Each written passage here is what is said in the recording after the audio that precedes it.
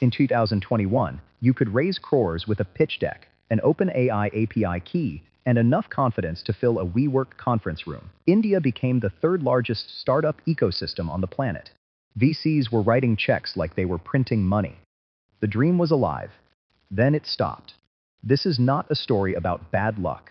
This is a story about a system that was never built to last, and the day the entire country was forced to reckon with that truth. India loves a good startup story. The IIT dropout who became a billionaire. The small-town founder who cracked the global market. These stories are real. But for every unicorn that made it, there are thousands of companies you never heard about because they died quietly in rented offices with unpaid vendor bills and confused employees. Today, we're going to examine 3 questions that nobody in India's startup ecosystem wants to answer honestly. By the end of this video, you'll understand something that most business news won't tell you, that India's AI startup crash isn't just a funding story. It's a story about what happens when an entire ecosystem builds on someone else's foundation. To understand why it collapsed, you have to understand why it was built in the first place. The year is 2020. COVID has just locked the world inside. And something strange is happening. Digital adoption in India is accelerating by a decade in a matter of months. Suddenly, every business needs software. Every service needs an app. Every process needs to be automated. VCs, sitting on mountains of cheap capital in a near-zero interest rate world, looked at India and saw pure opportunity. Nearly 19,000 startups were founded in India in 2020 alone. 19,000. In 1 year, the money wasn't flowing in. It was flooding in. And then ChatGPT happened. When OpenAI released GPT-4 in early 2023, something shifted in the Indian startup ecosystem. Founders realized they didn't need to build complex products anymore. They just needed to wrap an existing AI model in a nice interface, give it an Indian name, slap a powered by AI badge on the landing page, and raise money. And investors? They loved it. This is where we need to introduce a term that explains a lot of what happened next. An AI wrapper startup is exactly what it sounds like. You take OpenAI's GPT, or Google's Gemini, or Anthropic's Claude, and you wrap it in your own product. Maybe you add a custom interface. Maybe you train it on a specific dataset. But fundamentally, the intelligence isn't yours. The engine isn't yours. The moment the underlying model changes, or the API pricing changes, your entire business could collapse overnight. Here's what's interesting, though. This wasn't obviously wrong in 2022. Plenty of huge companies are built on top of platforms they don't own. Shopify is built on the internet. Uber is built on Google Maps. Building on existing infrastructure is a legitimate strategy. But here's where it gets complicated. Those companies? They had irreplaceable distribution. They had proprietary data. They had network effects that made switching impossible. Most Indian AI wrapper startups had none of that. All they had was a branded interface on top of a generic API. And the clock was ticking. Take Rubble AI, one of the more visible Indian AI startup collapses of 2025. Early traction, angel backing, genuine initial excitement. But when the time came to raise a follow-on round, investors asked a simple question: what do you have that OpenAI can't replicate in a product update? There was no good answer. Subtle.ai shut down. It wasn't alone. The enterprise applications sector, the sector that AI was supposed to dominate, saw 1,803 startup closures between 2023 and 2025. In the first 9 months of 2025 alone, funding for enterprise AI applications dropped 6%.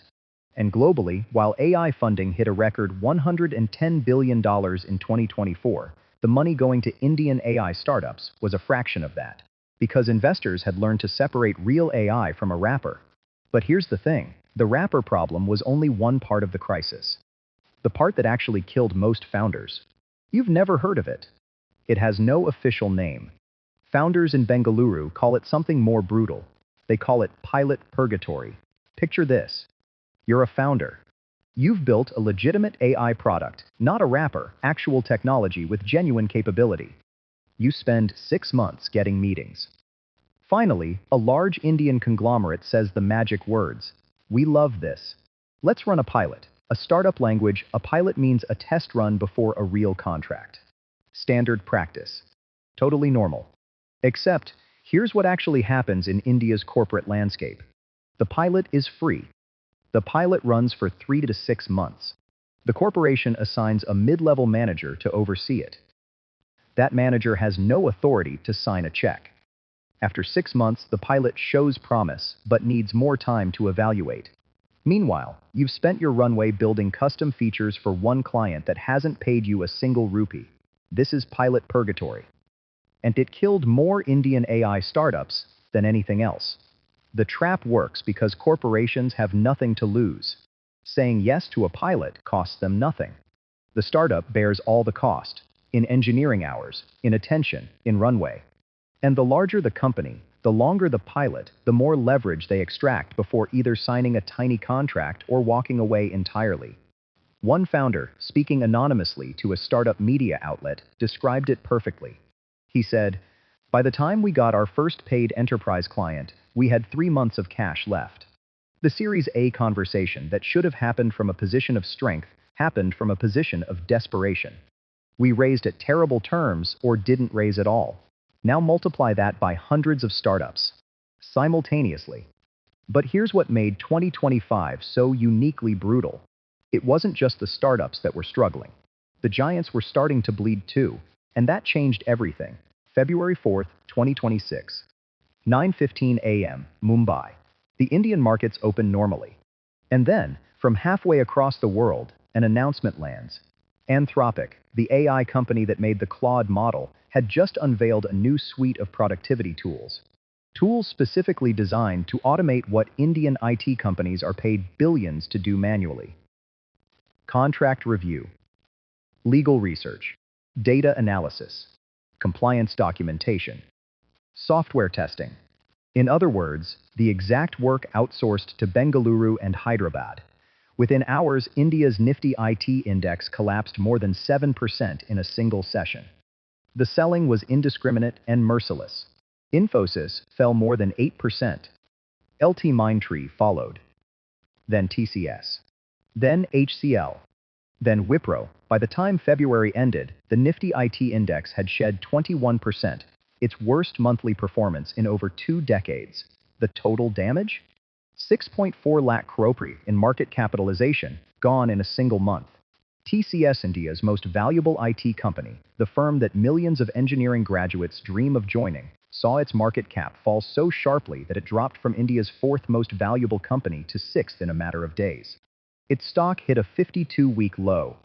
Infosys followed it down, and investors weren't just reacting to one announcement. They were recalibrating their entire mental model of what Indian IT is worth in a world where AI can do the work.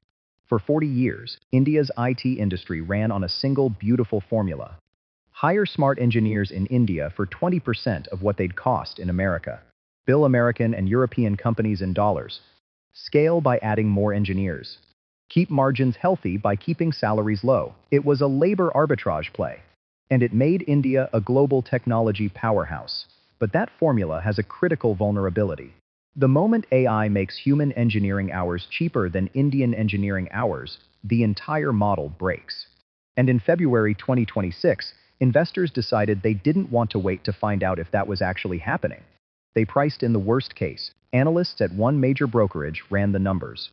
In an extreme scenario, where AI causes zero growth in perpetuity, they found potential downside of 36% for TCS, 33% for Infosys, and 39% for HCL from their current prices. And here's where it connects back to the startups. Because if investors are panicking about TCS, a $150 billion revenue company with 600,000 employees and 55 years of history, what do you think they're thinking about an 18-month-old AI startup with 12 employees and a runway of 4 months? The answer is, they stopped thinking about them at all, and stopped writing checks. Here's a fact that sounds impossible, but is completely true. In the middle of India's AI startup boom, when every company in the country was racing to hire AI engineers, there was a 51% demand-supply gap for specialized AI talent. That means for every 10 open roles for a genuinely skilled AI engineer, someone who can build and fine-tune models, not just call APIs, fewer than 5 qualified candidates existed in the entire country. Think about what that does to a startup. You need 3 senior ML engineers. You can't find them. So you overpay for whoever's available. The going rate for a specialized Gen AI engineer hit 70 lakh rupiah per year. That's nearly $85,000 annually for a single engineer, in a country where the average IT salary is less than a fifth of that. So you have two choices. You burn cash hiring expensive talent to build a real product. Or you cut corners, hire generalist developers, and ship something that's not quite good enough to retain customers. Either way, you lose. The talent crisis wasn't just about salaries. It ran deeper than that. India produces 1.5 million engineering graduates every year. But the percentage trained in modern machine learning, transformer architectures, and large-scale AI systems, tiny. The education system was producing software engineers for a world that no longer exists, while the startup ecosystem needed something entirely different. Meanwhile, the two investors who once funded risky bets, who were willing to write a check on potential, went silent. In all of 2025, SoftBank and Tiger Global made zero investments in India. Not one. Two of the largest backers of India's startup decade simply stepped back. And data compiled from the year confirms the picture. The number of new startup launches in India fell from 19,000 in 2020 to fewer than 1,000 in 2025.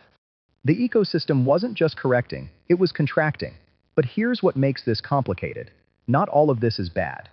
In the union budget of 2026, the government made an announcement that was supposed to change the narrative. A 1 trillion rupees research and development fund aimed at positioning India as a global AI superpower by 2030. The headline was stunning. The ambition was real. But here's the question that nobody in the press conference asked. Can government money fix a problem that is fundamentally structural? Because look at what actually killed India's AI startups. It wasn't a lack of capital. Venture capital was flowing freely until 2022.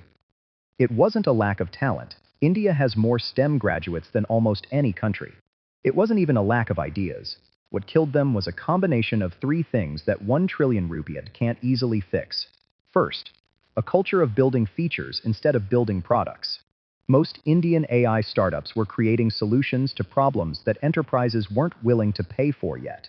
Second, a sales environment where pilot is corporate speak for free labor. Until India's enterprise culture genuinely pays for innovation at the early stage, startups will keep bleeding out in purgatory.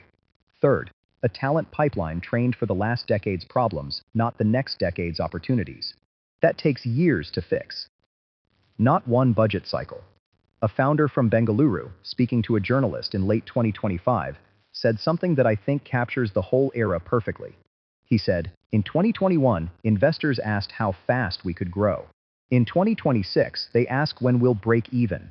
That shift from growth at all costs to sustainable unit economics is the single most important change in India's startup ecosystem. And it took a crash to make it happen. Here's something the headlines missed.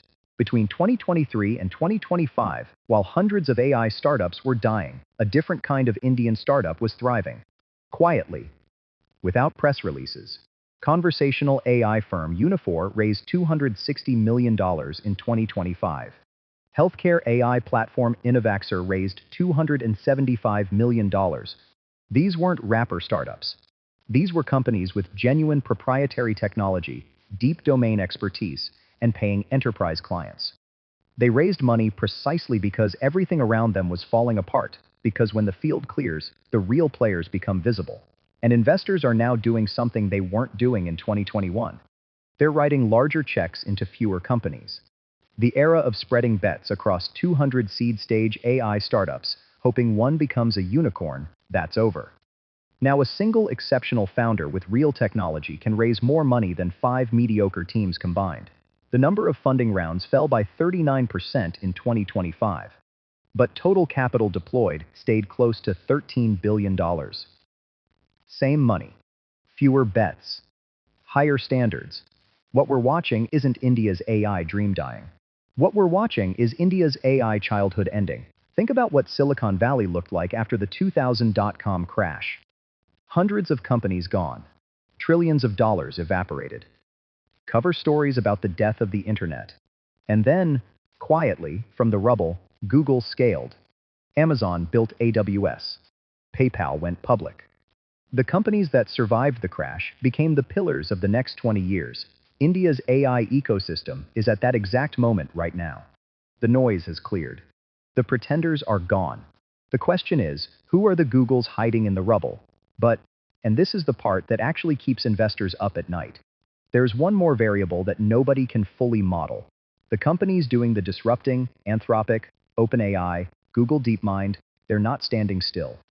Every few months, they release a new model that makes the previous generation of AI applications obsolete. TCS's stock dropped after a single announcement from Anthropic.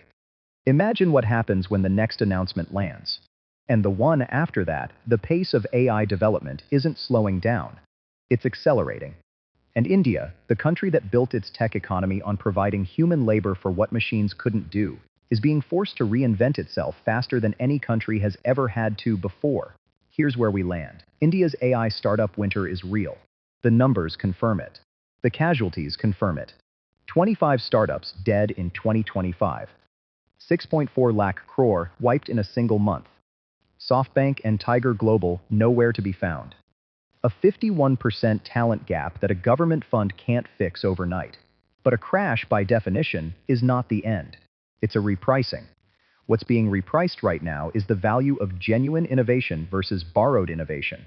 The value of a startup that owns its technology versus one that merely rents it. The value of a founder who asks, how do I build something irreplaceable, versus one who asks, how do I raise my next round? Those are different people. And the market is finally learning to tell them apart. India has always had those founders. They just got drowned out for 3 years by the noise of easy money. The noise is gone now. If this video made you think differently about something you assumed you already understood, that's the point. Subscribe, because the next video goes even deeper into the one sector of Indian tech that AI actually can't replace, and why that company is quietly becoming one of the most important businesses in the country.